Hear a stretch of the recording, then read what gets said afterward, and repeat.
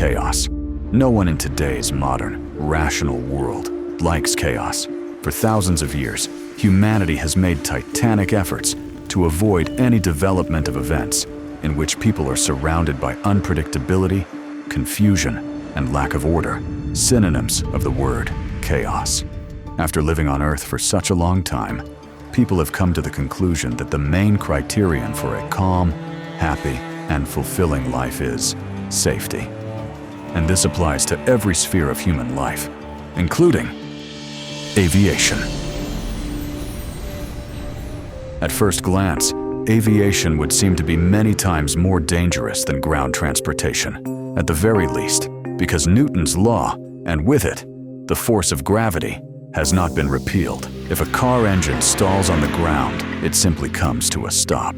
But if all engines fail on an aircraft in the sky, the outcome is almost certain to be tragic. And yet, statistics show the opposite. Aviation is the safest means of transportation, but only on one condition: the strict adherence to internationally accepted safety standards and rules. In a car, the driver is usually responsible only for their own life, and maybe for a few passengers. Modern airliners, however, can carry more than 800 passengers, whose lives are firmly held in the hands of one person: the pilot. That's why the pilot's training level, hours spent in simulators, knowledge, experience, and continuous skill development can become decisive in emergency situations. Of course, it would be an exaggeration to say that the life of passengers depends solely on the pilot. Pilots cannot land a plane properly if the air traffic controller on the ground makes a mistake, or if the airfield itself is in poor technical condition, leading to an accident, or if the airspace through which the aircraft flies is filled with unknown, erratically flying objects, a collision with which could lead to tragedy. And what about the weather? Accurate meteorological data is one of the most important components of a successful takeoff, flight, and landing of a modern aircraft. After all, long-haul airliners can cover more than 15,000 kilometers, and during that time, the weather en route and at the departure and arrival airports can change drastically.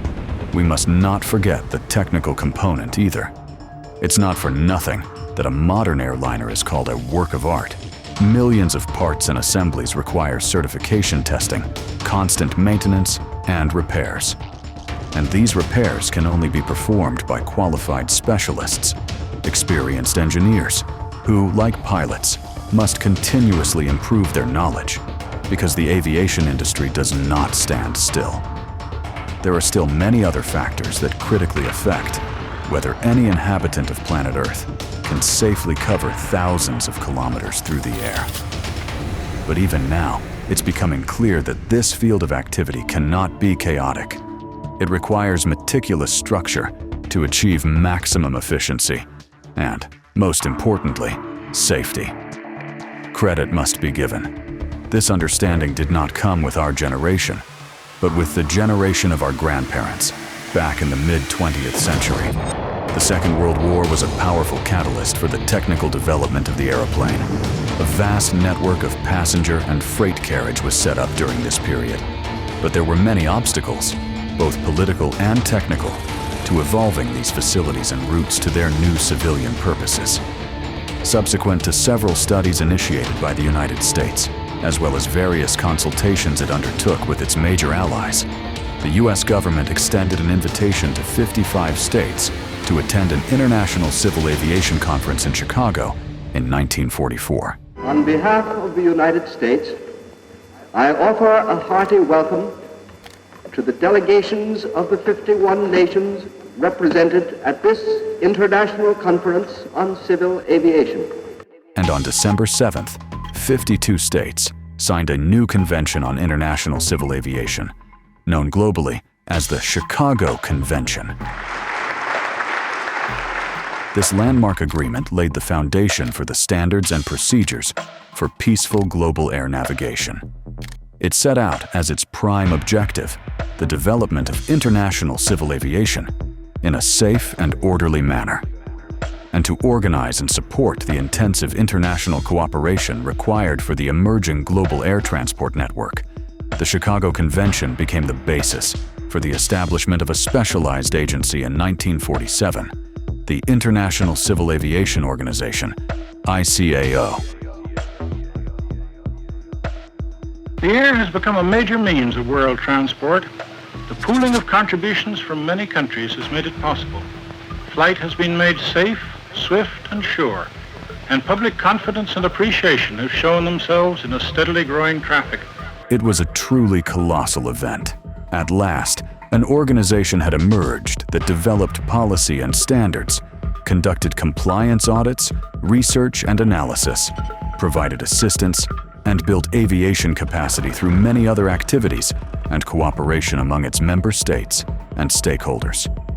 And all the expectations regarding the creation of the International Civil Aviation Organization were fully met. As of now, its members include 193 states, whose governments, by signing the convention, assumed the obligations that form the foundation of the organization and are set out in Article 44 of the Chicago Convention. Meet the needs of the peoples of the world for safe, regular, efficient, and economical air transport, as well as promote safety of flight in international air navigation. Aircraft cross mountains and oceans with relative ease, but they must also cross international boundaries. Most of ICAO's member nations now guarantee one another's aircraft free passage and the right of stopping to refuel without requiring special permission for each new route. Governments have come together through ICAO to establish uniform rules covering the responsibilities of airlines to their passengers and to the general public, and to define their legal rights.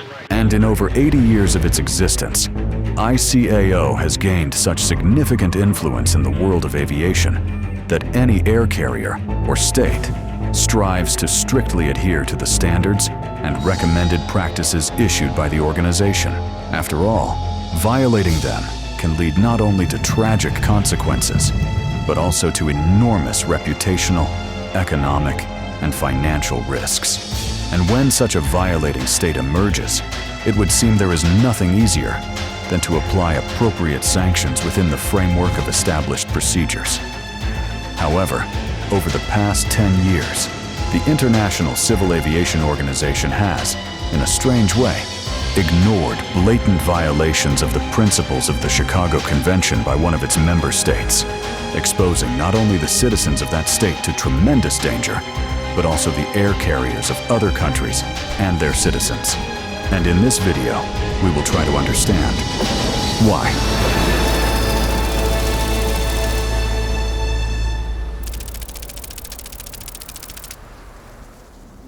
In today's world of commodity money relations, almost every material object has an owner, and this is natural. In any civilized state, the right to private property is held in the highest regard, and violations of these rights are severely punished. Naturally, to confirm these rights, there must be documents, registries, payment records, and contracts that legally secure ownership. International aviation is no exception in this regard. At the very least, because by agreeing to a flight, a passenger entrusts their life to a commercial company or a state that owns the aircraft, and that company or state receives commercial profit from such flights, and equally bears responsibility in the event of a tragedy. The Chicago Convention contains several articles related to the registration of aircraft. Article 17 states that aircraft have the nationality of the state in which they are registered, and Article 18 states that an aircraft cannot be validly registered in more than one state, but its registration may be changed from one state to another. In simple terms, an aircraft cannot have dual registration. And it was these fundamental articles of the Chicago Convention that the Russian Federation blatantly disregarded at the beginning of 2022. But let's go back 11 years. The year is 2014. Russia illegally annexes Ukrainian Crimea. Ukraine, in accordance with the rules of the International Civil Aviation Organization, officially declares all airports in Crimea closed. But Russia, illegally considering Crimea its own territory, ignores the ban, and launches numerous regular flights there. However, the Ukrainian side had no intention of tolerating this and imposed fines for each flight of a Russian aircraft to the illegally occupied Crimea.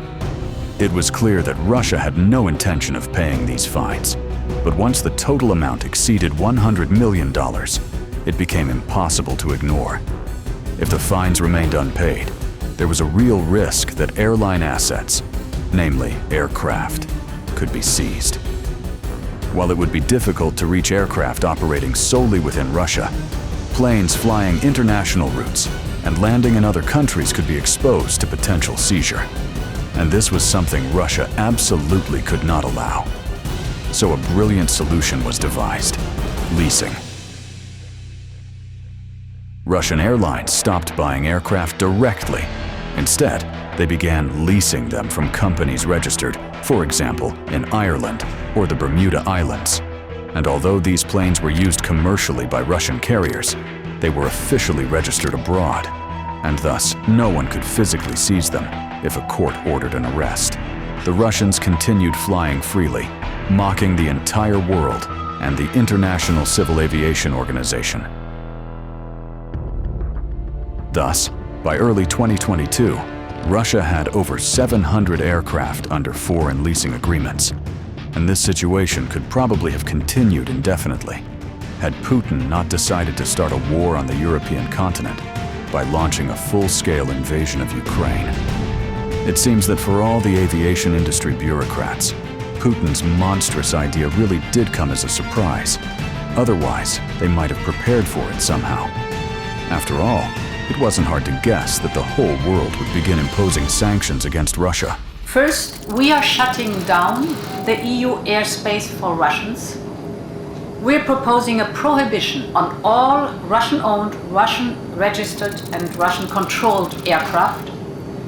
These aircraft will no more be able to land in, take off, or overfly the territory of the European Union. This will apply to any plane, owned, chartered, or otherwise controlled by a Russian legal or natural person.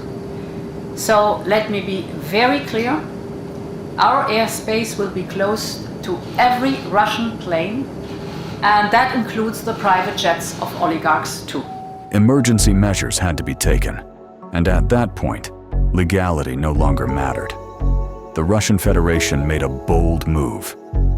On March 11th, 2022, a law was passed in Russia allowing Russian airlines to re-register aircraft owned by foreign leasing companies in the Russian National Registry. The law permitted Russian airlines to operate these aircraft on domestic routes and even internationally, even if they remained properly registered abroad, mostly in Ireland and the Bermuda Islands. Checkmate. Tell me please, will we be monitoring the technical condition of the aircraft fleet here, also on the territory of our country? Yes, and we'll probably sort out the spare parts issue within some time as well, right? Doesn't this mean that after some time, say 2 or 3 years, we won't be able to service these aircraft in Western countries anymore? The same places where they used to be serviced? They won't be serviced there. They won't even be allowed in because we've taken someone else's property. In the civilized world, this is called piracy. In one swift move, a massive number of aircraft were re-registered under Russian registration, effectively stealing the property of foreign lessors worth billions of dollars. The modern aircraft registration regime arises from the Chicago Convention. The single-state registration regime is fundamental to international civil aviation, underpinning unique rights to aircraft based on registration. The nationality of an aircraft allows it to remain under the regulatory control of the state of registration, regardless of where the aircraft is located, subject to Article 11 of the Convention. Thus, the state of registration has quasi-territorial jurisdiction, and the aircraft maintains its nationality even when it is on the ground in another state. Any aircraft registration or transfer of registration by a state must be made in accordance with its laws and regulations under Article 19, but subject to the consent of the deregistering state. However, neither Ireland nor the Bermuda Islands gave their consent to the re-registration as expected. Therefore, on the day Russia's re-registration law came into force, Ireland and Bermuda annulled the airworthiness certificates of the aircraft leased to Russia in accordance with Article 31 of the Chicago Convention, as they could no longer access the respective aircraft or ensure proper oversight of flight safety. The Irish Aviation Authority, pursuant to Article 31 of the Irish Aviation Authority Airworthiness of Aircraft Order, 1996, hereby directs that the certificate of airworthiness issued by the authority in respect of the aircraft listed in the schedule hereto be removed from the aircraft concerned. Bermuda issued a similar press release in view of international sanctions, which have resulted in a deteriorating environment for assuring the continuing airworthiness of aircraft in the Russian Federation. Bermuda Civil Aviation Authority, in the interest of aviation safety, has provisionally suspended all certificates of airworthiness of those aircraft that were operating under the Article 83 bis agreement between Bermuda and the Russian Federation. As a result, a huge number of stolen aircraft ended up in the Russian Federation, now with dual registration and without valid legal airworthiness certificates. Initially, Russia allowed these dually registered aircraft to fly only within its own airspace. But the situation changed when Aeroflot flew one of its stolen aircraft to Sri Lanka, marking the first blatant violation of the Chicago Convention. On June 2, 2022, an Airbus A330-343 with the new registration number RA73702 was detained in Sri Lanka. The High Commercial Court of Colombo banned the aircraft from departing at least until June 16th. The aircraft, which had received Russian registration in April, had previously been registered under the number VQBMY in Bermuda. It seemed that the first precedent had been set. However, on June 6th, apparently fearing a loss of revenue from drunk Russian tourists, the Sri Lankan court allowed the Aeroflot aircraft to leave the country. Moreover, the authorities apologized for the regrettable incident. That is a big mistake. We apologize for that. His Excellency President, Prime Minister and Sri Lanka government give guarantee. Never happened that kind of thing. But then comes the logical question. Why was there no reaction from the relevant international aviation organizations? After all, the standard of single registration for civil aviation is likely an erga omnes obligation, such that each state owes a duty to all other states not to violate this international norm of civil aviation. Therefore, any other state that would recognize the Russian nationality of these aircraft and any purported certification and registration flowing from it would similarly risk infringing on the sovereign rights of Ireland and the UK, or at least abetting such infringement. Such states would be equally culpable for permitting an aircraft to fly without a valid airworthiness certificate and registration. So what about the International Civil Aviation Organization, you may ask? After all, this is a flagrant violation of the fundamental provisions of the Chicago Convention. For some reason, ICAO needed almost 6 months to grasp the scale of what the Russian Federation had done. Finally, in August 2022, ICAO issued a resolution. The Council of Aktau identified infractions by the Russian Federation of Articles 1, 18, 19, 29, and 31 of the Chicago Convention, pertaining to the violation by the Russian Federation of the exclusive sovereignty of the Ukrainian airspace, as well as the dual registration of aircraft by the Russian Federation, and, in turn, permitting the operation of those aircraft without valid certificates of airworthiness. In this connection, the Council called upon the Russian Federation to immediately cease and urgently remedy its infractions of the Chicago Convention. A very simple and logical question arises. Hadn't Russia already been violating Ukraine's exclusive airspace sovereignty since 2014? There's no need to search long for statistics. In 2021 alone, Simferopol Airport serviced 42,000 regular flights. Considering that for 8 years only Russian airlines operated there, did they not deserve harsh sanctions? Both the companies themselves and the state as a whole, which encouraged such flights? After all, Rosaviatsia, Russia's Federal Air Transport Agency, is the designated ICAO authority for aviation and is obliged to prevent violations of ICAO standards. And if ICAO considers such violations acceptable practice, then perhaps Article 1 on the sovereignty of airspace should be removed from the Chicago Convention as an outdated relic. Russia would give it a standing ovation. And in fact, it already is. Having bought time, Russia is gradually removing aircraft from dual registration. Well, removing might be a strong word. It is simply buying them out, ignoring the sanctions. By mid-January 2025, the Bermuda registry still listed 300 foreign aircraft owned by Russian carriers. Since March 2022, Russian airlines have eliminated dual registration for at least 365 foreign aircraft, which now account for 95% of domestic air traffic. It's not hard to guess how they're doing it, and Russia isn't really hiding it. Airlines are using funds from the Russian National Wealth Fund. In plain terms, the companies took money from the state to buy out the aircraft from the lessors. And this is so typically Russian: seize someone else's property and then start negotiating. The lessors are left with no choice: either lose the aircraft entirely and get nothing, or accept the amount offered by the Russian pirates. There's definitely a similarity to Somali pirates, isn't there?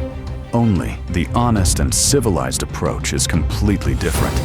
The aircraft should have remained with their rightful owners, and only after the resolution of financial issues should Russia have acquired and registered them. But then again, what kind of civilized approach can you expect when it comes to Russia?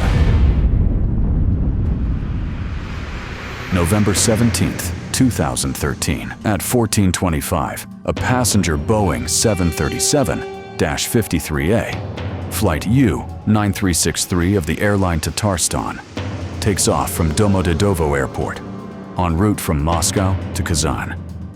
50 passengers on board were joyfully anticipating being reunited with their loved ones. But that was not meant to happen.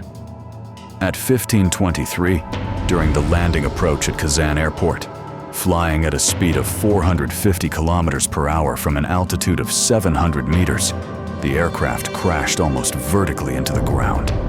No one survived. When the investigation began, the experts were horrified. And it wasn't because of the technical condition of the aircraft. There were no significant complaints in that regard. It turned out that the crew's qualifications were at an alarmingly low level. For example, the navigation system was showing the wrong aircraft position. It was supposed to be configured before departure, but the crew entered incorrect data. They simply didn't know how to do it. The air traffic controller signaled to the crew that they were flying 4 kilometers to the left of the landing strip. The crew continued along the wrong trajectory, ignoring the controller's warnings from the ground. The pilots assumed that the aircraft would automatically go around and realign if they pressed a certain button. However, they failed to notice that one of the 2 autopilots had been automatically disengaged. The aircraft began to climb. The pilots attempted to switch the aircraft to landing mode, but the angle was too steep, and the plane stalled and began plummeting. 20 seconds later, the Boeing collided with the ground. From the moment the go-around was initiated, neither the captain nor the first officer took any active control of the aircraft via the control yoke. And the most important thing, it was revealed that the captain was in possession of a forged civil pilot's license and had not undergone the mandatory simulator training, with subsequent qualification testing, including the go-around procedure. In fact, he had not even been retrained from navigator to pilot. Even more horrifying, the investigation uncovered that many such centers had been established across Russia, where it was relatively easy, possible to buy a civil pilot's license. So, does it mean that at that time, Russian pilots were flying aircraft around the world, not just in Russia, while not actually knowing how to fly? And perhaps even more frightening, not only were they flying then, but are still flying today. The agency closest to being responsible for flight safety is Rosaviatsia. As for the direct implementation of ICAO's mandatory requirements, in my estimation, less than half are being fulfilled. And one glaring shortcoming, for example, we don't have a national flight safety program at all. You see, even Russian experts themselves admit it. The fundamental pillars of the safe operation of aircraft are not only the training and qualification of pilots, but also the technical soundness of the aircraft itself, the technical competence of engineering and maintenance personnel, the training of air traffic controllers, and the safety of airport infrastructure. And if each of these points is examined in the context of modern civil aviation in Russia, a terrifying picture emerges, one that international oversight, bodies like ICAO, stubbornly turn a blind eye to, conducting formal compliance audits for decades, as do the countries that, for some inexplicable reason, continue to operate flights into the Russian Federation. Modern civil aviation in any country cannot be isolated from the rest of the world by default, if only because they operate aircraft that they did not manufacture themselves. And aircraft, like any machinery, require regular and periodic maintenance and repairs. Proper servicing can only be carried out either by the manufacturer or by stations and specialists approved and certified by the manufacturer in accordance with international standards. But even if the airlines are from the US, France, or say Brazil, they won't send the aircraft back to the manufacturer for every issue. That would cost an enormous amount of money. Nearly all airlines service their aircraft in their own certified maintenance centers, and if the aircraft is leased, its maintenance is carried out by a center approved by the lessor. Only after that does the aircraft receive a legal airworthiness certificate. Of course, not everything can be repaired in-house. It's one thing to change a light bulb in the cabin, and quite another to fix a turbine damaged by birds, or a landing gear strut repeatedly damaged on Russia's broken runways. That's why parts are often ordered from the manufacturer, which then sends them out to be replaced on site by the same certified engineers. Now, the most important part, the maintenance centers, the engineers performing the repairs, and the spare parts received from the aircraft manufacturer must all be approved and certified. This is strictly monitored by special commissions, both international and national, which regularly conduct inspections and audits. Engineers undergo continuous training because even a single improperly tightened bolt can result in a catastrophic aviation accident. On February 26, 2022, the European Union banned new deliveries, maintenance, and insurance of aircraft, and ordered all leased aircraft to be returned to lessors within the following month. On February 28th, they closed EU airspace to Russian carriers. These sanctions were supported by non-EU countries as well: the United Kingdom, Canada, the United States, and many others. We already explained how Russia handled the aircraft under lease. It simply stole them in a gangster fashion. But you can't do the same with maintenance and repairs of foreign aircraft. Now, according to various estimates, over 700 aircraft are flying illegally, in gross violation of all international standards and norms, exposing the lives of hundreds of thousands of passengers to danger every day, as well as the people living under their flight paths. And what if one of these technically unsound aircraft crashes into an industrial facility, a hydropower dam, a nuclear power plant? Thanks to the support of the Russian government and the Ministry of Transport, last year it was possible to preserve the imported fleet of aircraft, as Aviation has issued 617 airworthiness certificates for the foreign fleet of aircraft. And the number of such aircraft continues to grow each day. As we previously reported, Russia is gradually buying out aircraft and removing them from dual registration. But that in no way lifts the European or global sanctions. Their airworthiness certificates remain invalid. The International Civil Aviation Organization has marked Russia with a red flag on its flight safety audit monitoring page. ICAO identified a serious flight safety issue regarding Russia's ability to properly oversee aircraft under its jurisdiction. Unfortunately, such a flag and such a label, which indicates that the level of flight safety in a given country is unsatisfactory, had previously been assigned to only 2 countries. As far as I remember, Bhutan and Eritrea. These are countries that, to put it mildly, are not particularly developed, either economically or in terms of aviation. And now, unfortunately, we've been recognised as being on the same level in terms of flight safety. Can you guess how Russia reacted to this red flag? Exactly. It didn't react at all. Russia didn't care. It continued operating aircraft as if nothing had happened. However, this didn't last long. The aircraft began gradually breaking down. And now, the maintenance problem has reached catastrophic proportions. The easiest way: repair components internally. Russian airlines openly admit that when a part becomes unfit for use or its service life expires, they repair it themselves whenever possible. And they calmly state that if something is missing, they follow the Chinese path, creating substitutes. Rosaviatia has certified 21 organisations that allow modification of the design of imported aircraft. Needless to say, the manufacturers never approved or recognized these certificates. And it's not just the manufacturers, EASA and the FIA. Rosaviatia also came up with another method for repairing foreign aircraft. Allow us to quote, "Logistic chains are available for domestic airlines, thanks to which they receive the required spare parts and components for the normal operation of aircraft." Note how elegantly modern Russia describes the simple word, smuggling. Currently, spare parts are being supplied from the United Arab Emirates, Tajikistan, Kazakhstan, Kyrgyzstan, Armenia, and Georgia.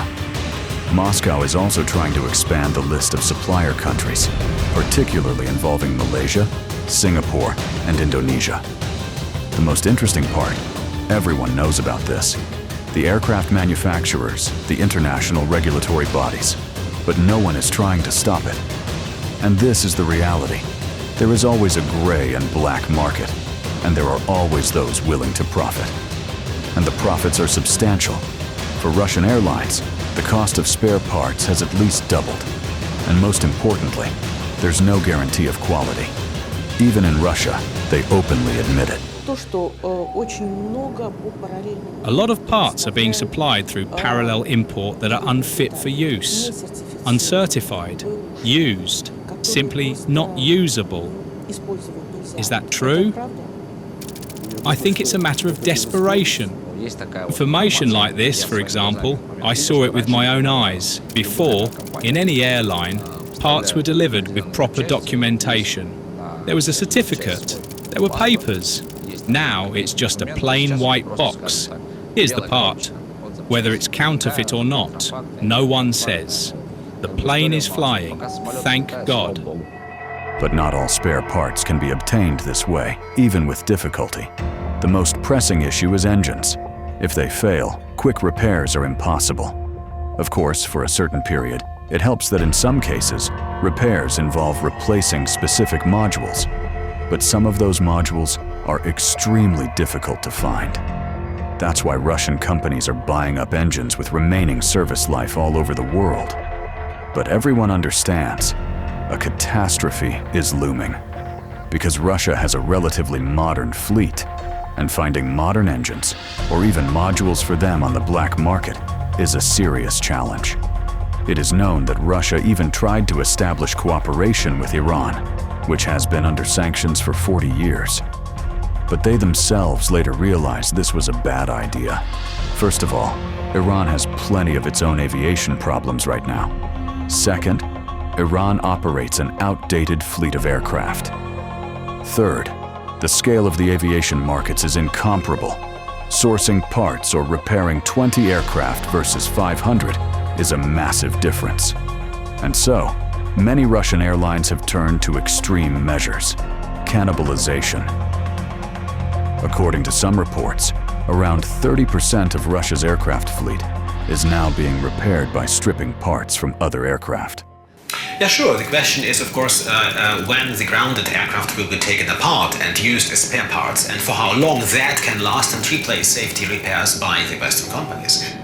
What's especially cynical is that all of this is happening with the direct involvement of the state. the Russian government has officially legalized the removal of functional parts and components from civilian aircraft for storage or subsequent installation on other aircraft. In addition, it has allowed the installation of non-original foreign components on the foreign-made fleet remaining in Russia and in need of maintenance.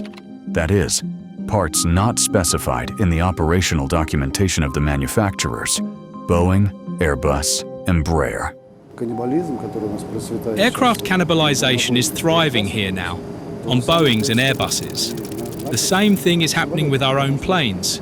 Because we're under sanctions, tens of thousands of sanctions, we can't bring in engines or spare parts in our pockets, so every possible workaround, everyone's using them.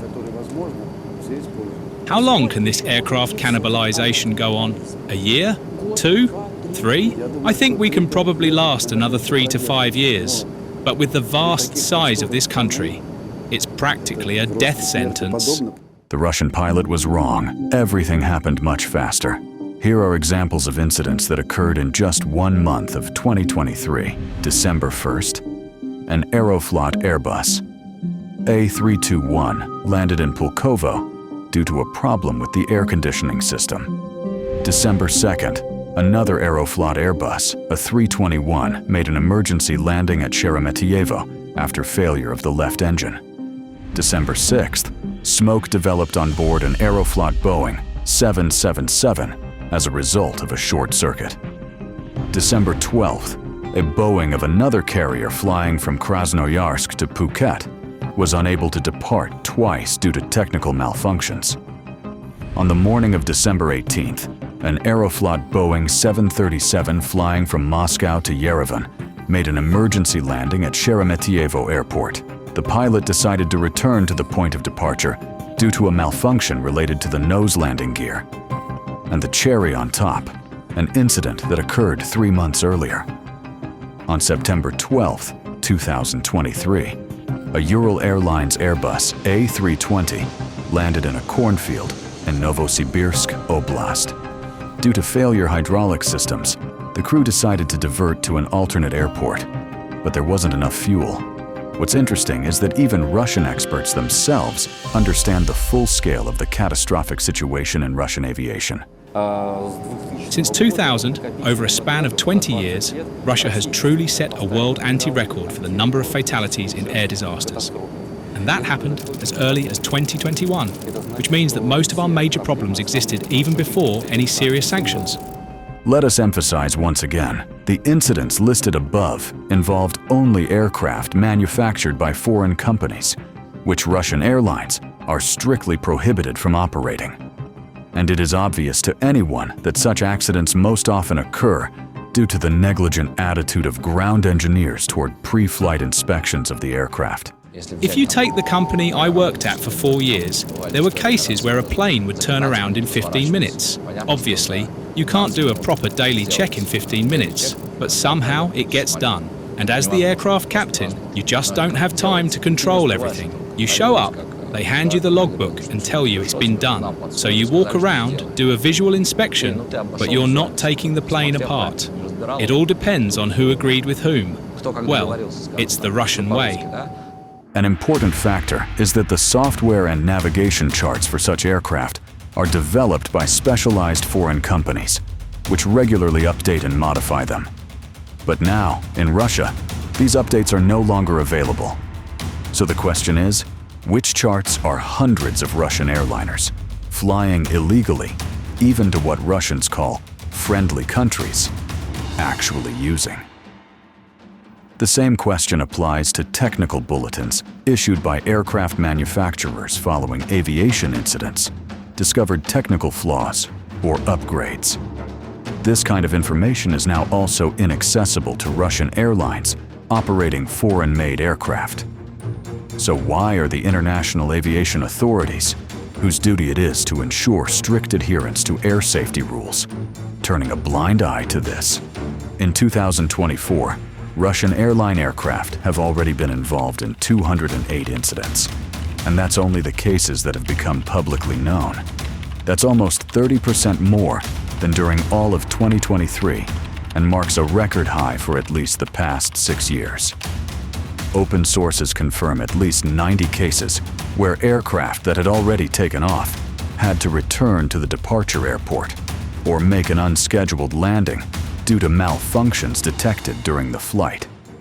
Malfunctions discovered during technical inspections or pre-flight checks, including those causing flight delays or aircraft replacements, were not included in this number, perhaps for the simple reason that back in March 2022, it became known that airline staff were instructed to record aircraft malfunctions less frequently in the flight logbook and report them verbally instead, which constitutes yet another gross violation of aircraft operation regulations.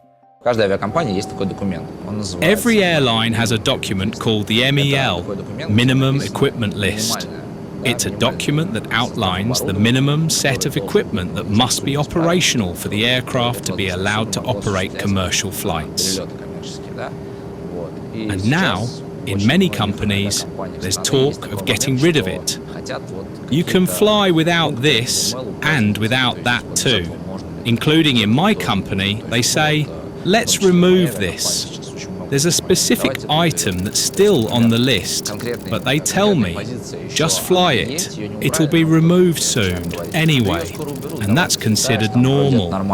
According to unconfirmed reports, about 30% of the Russian aircraft fleet is currently being maintained through cannibalization, and already around 100 aircraft of various models have suddenly stopped flying. Considering that Russian airlines have suspended operations of 34 Airbus A320, 321 Neo aircraft due to engine repair issues, the figure of 100 grounded aircraft could well be a harsh reality. But when we talk about aviation, we must not forget another form of air transport: helicopters. And the situation with helicopters in Russia, in terms of flight safety, is even more catastrophic. In 2024 alone, over 30 people have died in aviation incidents and accidents involving helicopters. Here are just a few examples. March 14th, a Mi-8 T helicopter crashed in the Severodvinski district of Magadan region. 1 person died. June 20th, a Robinson R-66 crashed in the Amur region. The pilot and 3 passengers were killed. July 18th, a Robinson R-44 crashed in Aldonsky district, Sakha Republic, Yakutia. The pilot and 3 passengers died. September 16th, a Robinson R-66 crashed again in the Amur region. 3 people were killed. September 25th, a Robinson R-44 crashed in Arkhangelsk region. Both people on board died. October 26th, a Mi-2 helicopter crashed in Kirov region. The pilot and 3 passengers were killed. And the deadliest accident happened on August 31st on the Kamchatka Peninsula. A Mi-8 T helicopter crashed, killing 22 people, 3 crew members, and 19 passengers. And these are not all the cases. We've listed only the most widely reported ones. Technical malfunctions and pilot error are most often cited as the causes. And what doesn't break in the air in Russia, they break on the ground. In 2024 alone, there have been at least 6 serious incidents involving aircraft damage during towing at Russian airports. Since this information is public, let's quote some of the causes. February 11th, 2024. At Sheremetyevo Airport, a ground handling crew damaged an Aeroflot A320 by colliding it with an unattended mobile stairway. Let's pause for a moment and reflect on that.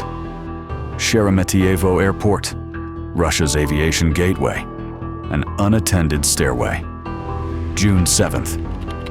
At Pulkovo Airport, tow vehicles crashed a Bombardier Global Express XRS business jet into a Sukhoi Superjet 100 operated by Malaysia Airlines. The tractor driver had poor radio communication with the dispatcher and didn't hear commands. Yes, you heard correctly. There's poor radio communication at Pulkovo. July 5th, at Kazan Airport, an Aeroflot Boeing 737 sustained damage to the left side of the fuselage after hitting a tractor during towing. November 28th, in Irkutsk, on an icy apron, towing personnel accelerated a tractor too much, causing it to spin out, break the landing gear, and dent the engine of an Airbus A320. Now we finally understand what the expression, "What Russian doesn't love a fast ride," really means. We might add, a fast, incredibly stupid, and very expensive ride. Most likely, there are many more such incidents. Just the ones listed here couldn't be covered up, and there's an explanation for this carelessness. Until 2022, Russia hosted representatives not only from international aviation authorities, but also from industry organizations like IATA. Ground handling services underwent voluntary certification under the IATA safety audit for ground operations, which ensured compliance with international industry standards. After IATA ceased operations in Russia in 2022, nothing replaced that system. And the results of Russian Airlines' negligent approach to safety are now showing up in the headlines. Yet ground safety is no less important than the aircraft's technical condition. An aircraft may fly through the air, but it always lands on the ground. And the lives of passengers depend directly on the infrastructure and technical personnel of the airfield. But the level of corruption in Russia's airport construction and modernization reaches absurd proportions. Consider these quotes. A court issued a guilty verdict to the CEO of a company contracted for the reconstruction of Petropavlovsk-Kamchatsky airfield. The airport came under scrutiny due to multiple defects on the runway, apron, and taxiways. The director of a subcontractor working on the reconstruction of Veliki Ustyug Airport in Vologda region conspired with the deputy director of a forensic and technical institute to prepare a falsified expert opinion for 5 million rubles. The director of a construction firm was charged with fraud during construction of the new terminal at Stavropol Airport. During the reconstruction of Arkhangelsk Airport, funds disappeared at the design stage. As a result of this illegal activity, incorrect engineering decisions may have been made, negatively affecting the future safety of the artificial runway. The former CEO of Norilsk Airport LLC gave a bribe of 250,000 rubles to the Civil Airports Administration. The money was intended to ensure lobbying during the acceptance of airport reconstruction works. And finally, a criminal case has been opened regarding the embezzlement of more than 3 billion rubles of budget funds during apron and runway reconstruction at Domodedovo Airport. After all this, the question arises again. How are foreign airlines ignoring international sanctions and still willing to send their aircraft to Russia? And how are countries that also ignore sanctions not afraid to accept Russian Frankenstein aircraft at their airports? And perhaps even more alarming, these planes are being flown by pilots who, since 2022, have no legal right to do so. Every pilot is required to regularly confirm their qualifications on full-motion flight simulators, whose software, like the software in real aircraft, must be approved and certified by the manufacturer. But due to sanctions, that is no longer happening legally. And this isn't just about current pilots, it's about training new ones.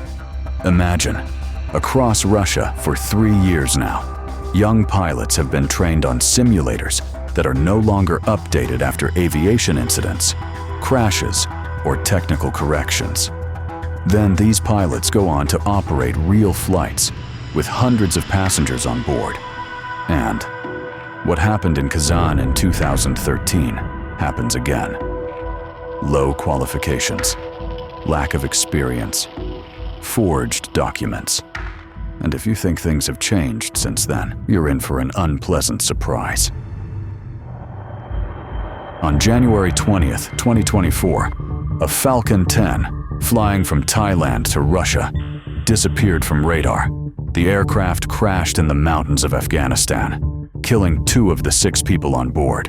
The investigation revealed that the Russian pilots had submitted fake certificates to Rosaviatsia, claiming they trained at the American Aviation Center Flight Safety International. The company confirmed that the pilots never trained there, and that wasn't the only issue. Rosaviatsia issued the pilots licenses, even though the training program for operating the French-made aircraft was never approved by the agency. The crashed Falcon had skipped nearly 20 types of mandatory maintenance, including 2 missed biannual inspections in 2023. The jet was last checked in January 2023. After that, no inspection was done on the flap control mechanisms, engine power management systems, fuel valve controls, or other critical components. Despite this, the aircraft was issued an airworthiness certificate. So if Rosaviatsia can issue such a certificate to a faulty business jet, what's stopping it from doing the same for a problematic commercial airliner? All countries must finally understand. Until Russian aviation returns under the supervision of international regulatory bodies, every aircraft arriving from Russia is a potential future episode of air crash investigation on National Geographic. And any international airline sending its aircraft to Russia must accept the risk that this flight could be the last for both the aircraft and its passengers. And if anyone still has doubts, Russia has one more argument, a deadly one. On December 25, 2024, an Embraer ERJ-190-100 aircraft belonging to Azerbaijan Airlines crashed near the Aktau airport in Kazakhstan. The aircraft was operating a regular flight from Baku to Grozny, but during an emergency landing it lost control, reportedly due to what Azerbaijani authorities described as external interference. After that, it managed to reach Kazakhstan, but during landing, it crashed and was destroyed. There were 67 people on board. As a result of the tragedy, 38 people died, including 3 crew members. 29 people were injured with varying degrees of severity. At first, no one paid attention to the phrase external interference. But when the world saw the first photos of the wreckage of the crashed airliner, it became clear to everyone Russia had once again committed a horrific crime. It had shot down a passenger plane with a missile. Article 3 bis of the Chicago Convention states, the contracting states recognize that every state must refrain from resorting to the use of weapons against civil aircraft in flight, and that, we've said it before, when it suits Russia, it openly disregards international standards, obligations, and requirements. But when this disaster was studied more closely, the full scale of Russian cynicism became clear. Catastrophes of this magnitude are rare. There were plenty of witnesses and online data, so reconstructing the sequence of events wasn't difficult. On December 25th at 3:55, the aircraft took off from Heydar Aliyev International Airport in Baku, heading for Grozny Airport, where it was scheduled to land at 5:10. At approximately 4:25, over the city of Kaspisk, the aircraft's signal disappeared from Flight Radar 24. As the aircraft approached its destination, it was diverted to Uytash Airport, Makhachkala. According to Grozny Airport's press service, this was due to fog, although in unverified but published recordings of the pilot's communication with air traffic control, there was no mention of fog. According to those recordings, at 5:11, the pilot informed ATC that the aircraft was returning to Baku. A minute later, he said both GPS systems had failed. Remember this point. At 5:16, the captain reported a loss of control, suggesting a bird strike to the cockpit. At 5:17, the pilot said they would proceed to Mineralny Vody, and at 5:20, after learning the weather there, requested a diversion to Makhachkala. At 5:22, the pilot reported hydraulic system failure, and a minute later said they were proceeding to Makhachkala. Survivors and crew members spoke of failed attempts to land in Grozny. One survivor said the pilots tried to land 3 times, and on the 3rd attempt, something exploded. According to him, the explosion didn't seem like it occurred inside the plane. A surviving flight attendant also spoke of an explosion outside the aircraft. Another passenger confirmed hearing explosions. Video footage from inside the cabin before the crash shows cabin depressurization, visible holes in the seats, and passengers calling for bandages for the injured. A Telegram channel linked to Russian security services reported that at the time of the incident, 2 Pantsir systems, S-300s, and a Buk missile system had recently been deployed in Grozny, transferred from Syria. However, only one crew reportedly launched missiles. The Panzer system based in the Vyzhytovsky district. After questioning the 3 personnel on duty, commander, operator, and driver, it became clear that 2 missiles were launched directly at the aircraft. One Panzer crew recognized the aircraft as civilian and refused to fire, but due to electronic warfare EW interference, they were unable to warn the second crew, which then fired. Who activated the EW system that blinded not only civilian aircraft, but Russia's own air defense units remains unknown and will likely never be made public. And perhaps the most cynical detail, that very morning, the Secretary of the Chechen Security Council, Kamzat Kadyrov, reported the destruction of all UAVs over Chechnya, and the following day, his uncle Ramzan Kadyrov awarded him a medal for services to the Chechen Republic. Article 25 of the Chicago Convention states, each contracting state undertakes to provide such measures of assistance to aircraft in distress in its territory as it may find practicable. However, according to Azerbaijani government sources, the aircraft, hit by a Russian surface-to-air missile during UAV activity over Grozny, was denied permission to land at Russian airports, despite the pilot's urgent requests. Instead, the crew was ordered to fly over the Caspian Sea toward Aktau. According to Euronews journalists, the aircraft's GPS navigation systems were jammed during the entire flight over the sea. It looked as if panicked Russian authorities, realizing what they had done, tried to direct the aircraft out to sea, hoping it would crash. Retrieving wreckage from the sea would make it much harder to determine the true cause of the crash. But the pilot was experienced, and even with complete hydraulic failure, controlling the aircraft using only engine thrust, he managed to reach an airport, and the entire world saw the fuselage riddled with shrapnel from Russian missiles. In this catastrophe, Russia violated numerous articles of the Chicago Convention. Some have already been mentioned above, but those were more about the consequences. None of it would have happened if Russia had complied with Article 9, which states, each contracting state reserves the right to restrict or prohibit flying in exceptional circumstances, provided that such restriction or prohibition shall be applicable without distinction of nationality. In simple terms, in any case of threat to flight safety, Russia, through its aviation authorities, must issue a NOTAM, Notice to Airmen, and immediately notify all ICAO member states and operators flying to or over its territory. Did anyone hear of such a NOTAM from Grozny Airport? It's now the 11th year since Russia invaded Ukraine. Initially, Russia held dominance in the air, but Ukraine has since found the strength and capability to respond on equal terms. Where Russia once struck Ukraine with missiles and drones with impunity, it is now receiving return strikes almost daily. Russia's airspace is no longer safe. It will keep trying to shoot down Ukrainian drones, and the world will continue seeing horrifying images of civilian planes damaged by Russian missiles, if they're lucky enough to land at all, especially now that Ukraine has deployed jet-powered drones with speeds of up to 1,000 kilometers per hour and flight altitudes of 9 kilometers, matching the performance envelope of most commercial airliners. This means that any civilian aircraft flying at those altitudes and speeds could be misidentified as a drone by Russian air defenses. What more arguments do Russian authorities need to close their airspace and protect their own citizens?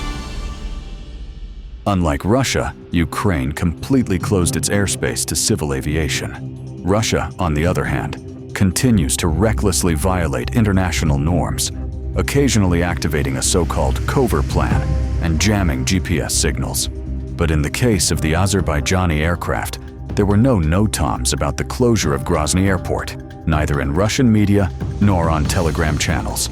The airport's flight operations chief confirmed the covert plan was only activated after the plane had been hit. And jamming GPS while hundreds of civilian aircraft are in the air is absurd. Modern civil aviation relies entirely on satellite navigation, and interfering with it is dangerous. If GPS hadn't been jammed over Grozny, perhaps the aircraft would have landed safely on the first attempt, and so many people wouldn't have died. Even more dangerous is GPS spoofing, when electronic warfare tools send false coordinates, causing navigation systems to steer off course. These systems can affect not only drones or missiles, but also civilian aircraft. In fact, data shows that in just one summer month in 2024, more than 2,000 flights inside Russia were affected by spoofing. And Russia's EW systems are affecting GPS far beyond its borders. From August 2023 to March 2024, there were 46,000 reports of satellite navigation problems over the Baltic states. Among those affected, 2,309 Ryanair flights, 1,368 Wizz Air flights, 82 British Airways flights, 7 Jet2 flights, 4 EasyJet flights, 7 TUI flights.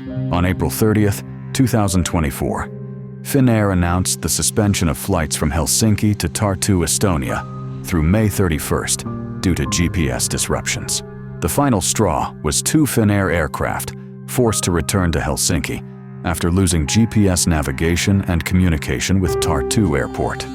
Whether a country that launched a war has the right to activate missile systems and jam GPS during drone attacks is a separate discussion. But if it does, it must also close its airspace across hundreds of kilometers to avoid endangering its own citizens and foreign airlines, which, for some inexplicable reason, still fly over Russia, risking thousands of lives. And for those countries with short memories, there are bloody reminders. On July 17th, 2014, a Malaysia Airlines Boeing 777 was shot down by Russian forces over territory they controlled in Donetsk Oblast. For those who've forgotten, Russia invaded Ukraine not in 2022, but in 2014. Flight MH17 from Amsterdam to Kuala Lumpur was hit 2 hours and 49 minutes into its flight by a 9M38 missile launched from a Russian Buk missile system. The aircraft broke apart in mid-air. All 298 people aboard died, 283 passengers and 15 crew. The crash became one of the 10 deadliest air disasters in history and the worst of the 21st century. The post-Soviet space, Eastern Europe, and Malaysian aviation. According to the Joint Investigation Team, the Buk missile came from the 53rd Anti-Aircraft Brigade of the Russian Armed Forces, transported into Ukraine on the day of the disaster, and returned to Russia afterward. And how did ICAO respond to this bloody act of Russian terrorism? At their press conference, they simply stated the obvious. But civil aircraft are instruments of peace. They should never be the target of weapons of war, and that's enshrined in international law through the Chicago Convention and other treaties. And that's it.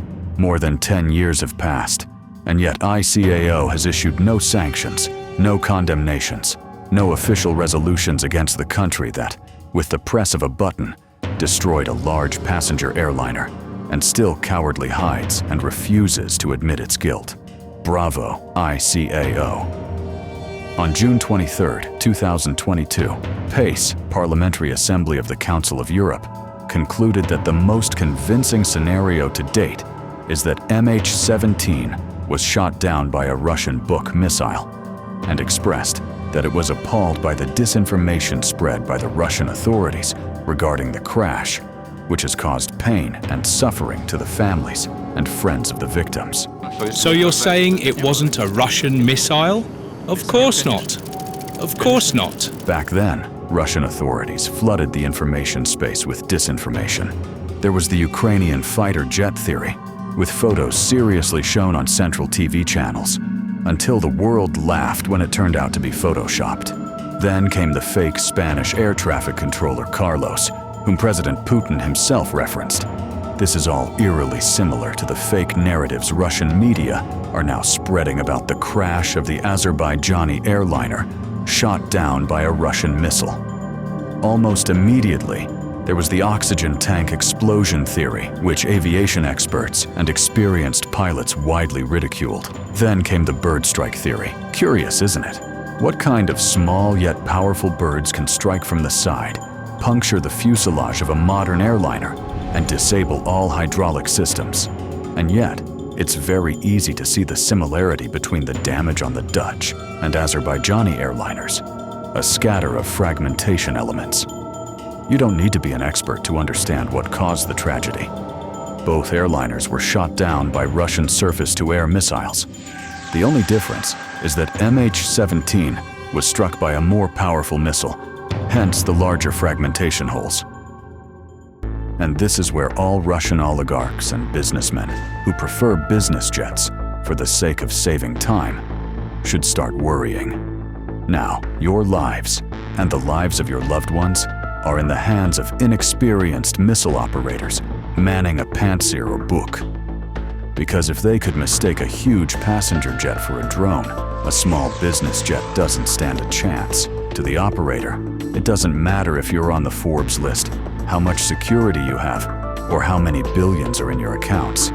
To him, you're just a dot on the screen, and it's a dot that has to disappear. Don't think this is fiction. This is Russian reality. On August 23, 2023, at 1500 hours, aircraft RA-02795 took off from Moscow's Sheremetyevo Airport, bound for St. Petersburg. It was a private Embraer Legacy 600 business jet. According to Flight Radar 24, by 1511, it had reached 8.5 kilometers altitude. At 1519, it began to descend rapidly, losing 2.4 kilometers of altitude in 30 seconds. The last signal was received at 15:20:14 at about 6 kilometers altitude. The Embraer Legacy 600 crashed 1.5 kilometers from the village of Kuzhenkino in Tver Oblast. There were 10 people on board, 3 crew members and 7 passengers, including infamous figures: Yevgeny Prigozhin, founder of the Bloody Wagner PMC, and Dmitry Utkin, its military commander. We won't focus on the passengers' identities, that's for international criminal courts. But given their conflicted relationship with the Russian government, no expert believes this was an accident, especially since the evidence says otherwise. Video footage of the crash shows the plane spiraling down, missing part of its wing and tail, trailing a plume of smoke and a smoky cloud visible at the point where the fall began. One witness reported hearing 2 explosions. A piece of debris was found 2 kilometers from the main crash site.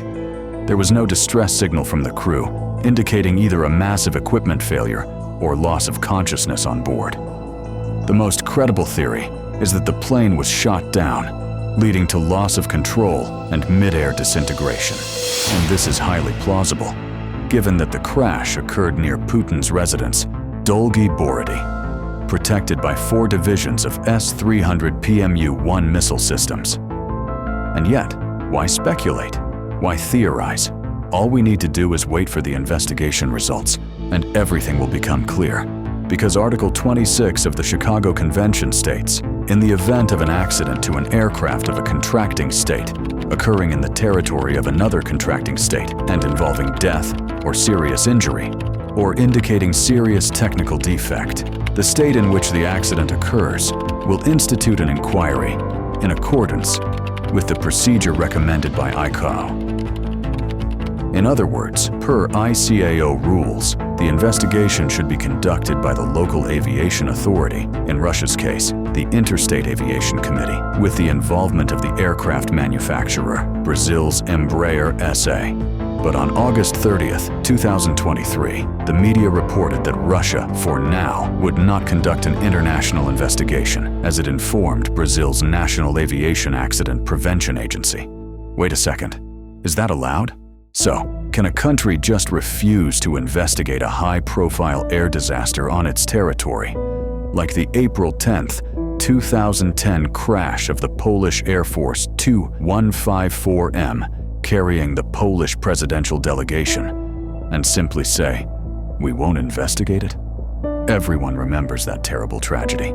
Flight PLF-101, en route from Warsaw to Smolensk, crashed on approach to Smolensk North Airfield. All 96 people on board died, 88 passengers and 8 crew. Among them were President Lech Kaczynski, his wife Maria Kaczynska, top Polish military officials, and leading political, social, and religious figures. Just imagine if Russia had refused to investigate that crash. By the way, 15 years have passed, and Russia still hasn't returned the wreckage to Poland. Usually, this only happens when the wreckage might contain evidence of the true cause of the disaster. On January 9, 2025, the European Union Aviation Safety Agency, EASA, tightened its recommendations regarding the use of Russian airspace. In the published bulletin, EASA states, EASA advises against operating within the affected Russian airspace, west of longitude 60 degrees east, at all flight levels. The recommendation also applies to foreign air carriers that have received a safety authorization from EASA. It is important to note that no EU airlines currently fly to, from, or over the airspace of the Russian Federation. However, a number of third country carriers continue to do so, despite the war-related risks. This number of carriers includes 60 foreign airlines that continue to fly to Russia, ignoring all international standards, requirements, rules, and recommendations, thereby endangering the lives of hundreds of thousands of passengers. For example, Turkish carriers operate flights to over 30 cities in Russia, more than 400 flights per week. Turkish Airlines tops this shocking statistic. Its aircraft operate the largest number of flights to Russia, while also flying to 120 countries around the world, to 220 international airports in Europe, Asia, Africa, and the Americas. The question arises, why have the vast majority of global airlines, after Russia's military aggression and the imposition of sanctions, suspended flights to Russia for safety reasons, while Turkish Airlines, ignoring all warnings and recommendations, continue to operate? Meanwhile, European, American, and other international carriers and aircraft manufacturers have deliberately accepted financial losses by withdrawing from such a large market. But Turkish companies have done the opposite, increasing profits by taking over the market share of departed airlines. The same question applies to Chinese and Egyptian airlines. For instance, European carriers must fly around Russian airspace to reach Asia, while Chinese airlines fly freely through it to Europe, saving vast amounts of money, and even paying Russia for overflight rights. Is that what sanctions look like? The entire population of Armenia is 5 times smaller than the population of Moscow. Yet 6 Armenian airlines operate flights to Russia. Uzbek, Kyrgyz, and Kazakh airlines also seem to believe that money matters more than passenger safety, and likewise operate regular flights. A very simple example. Aircraft are typically refueled to reach the final destination with minimal fuel reserves. This is global practice. Land, refuel, return. That means that all countries accepting Russian aircraft are entering commercial relations with sanctioned companies. Russia pays for fuel. Even worse are the foreign airlines that violate bans and sanctions by flying into Russia. They refuel for the return flight, and by doing so, directly contribute to the Russian budget. Is that what sanctions are supposed to look like? Here's another example. Before takeoff, an aircraft must be inspected by aviation technicians, and the appropriate signatures must be recorded in the aircraft documents, certifying it is fit for flight. But who performs this procedure for Russian aircraft at airports in Turkey, Saudi Arabia, Armenia, or Kyrgyzstan? Local engineers? If so, they are grossly violating all resolutions and regulations of relevant aviation organizations, which have strictly banned the maintenance of Russian aircraft. And the question remains, why is this happening? Or rather, shouldn't this question be addressed to ICAO, to EASA, and to other aviation authorities? After all, they have plenty of tools to ban flights to a country that steals hundreds of aircraft from lessors, allows its airlines to operate aircraft with dual registration in violation of all standards and obligations, ignores the poor technical, air navigation, and meteorological support of regional airports, supports spare parts smuggling, engages in uncontrolled GPS spoofing, fails to close its airspace, endangering thousands of passengers. falsifies investigations, or doesn't conduct them at all, commits acts of terrorism against civilian aircraft by shooting them down over its own or foreign sovereign airspace. And if all the above facts presented in this video continue to be ignored, the number of disasters will grow exponentially. On November 11th, 2020, while operating a flight from Moscow to Yekaterinburg, a Russian Airlines aircraft drew a trajectory resembling male genitalia, which appeared on the Flight Radar 24 tracking service. We believe this incident perfectly reflects how Russian airlines view the standards, rules, and recommendations of the International Civil Aviation Organization. Every time a passenger boards an aircraft, they pay with their safety, while ICAO officials, airlines, and lessors profit with Russia's help. Is this what international aviation law was created for? While this material was being prepared, another tragic event unfolded in Russia. On July 24th, an Angara Airlines passenger plane, an Antonov An-24, registration RA47315, flying the Blagoveshchensk-Tinda route, vanished from radar. A while later, wreckage was found 16 kilometers from its intended destination. All 48 people on board tragically lost their lives. The aircraft was nearly 50 years old. In 2023, Siberian Airlines requested the Russian government extend the operational life of these aging turboprop planes. How many more lives must be lost before international aviation bodies realize that inaction, indifference, and, most alarmingly, silence are what truly kill?